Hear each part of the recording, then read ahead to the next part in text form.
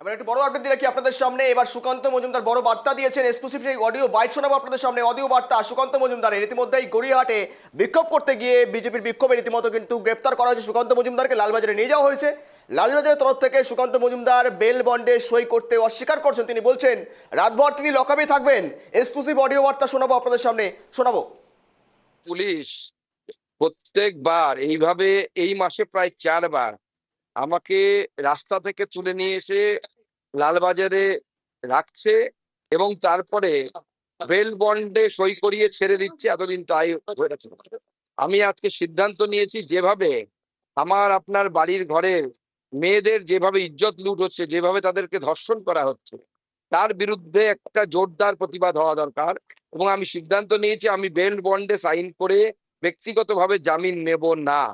তার জন্য যদি আমাকে রাতভর জেলে থাকতে হয় তাও কোনো অসুবিধা নেই, রাতভর জেলে থাকবো। এর আগে আমি বলেছি 1000 বার যদি আমাকে অ্যারেস্ট হতে হয় আমি 1000 বার অ্যারেস্ট হবো। কিন্তু বাংলার মেয়েদের সম্মান নিয়ে, বাংলার মেয়েদের এইভাবে সম্মান, তাদের ইজ্জত নিয়ে এইভাবে ছিনিমিনি খেলা যাবে না।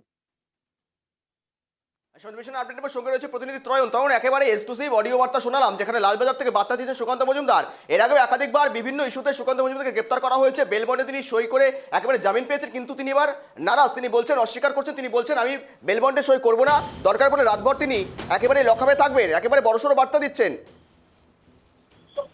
একদমই। এবং গৌরব, এখানকার যে বিষয়টা খুব গুরুত্বপূর্ণ হয়ে দাঁড়ায় যে তিনি যে বক্তব্য রেখেছেন সেই বক্তব্যের মধ্যেই কিন্তু তিনি এটা বলেছেন যে এর আগে একাধিক সময় বেল বন্ডে দিয়ে তিনি তাকে জামিন দেওয়া হয়েছে এবং এবারে তিনি বেল বন্ড দিতে চাইবেন না।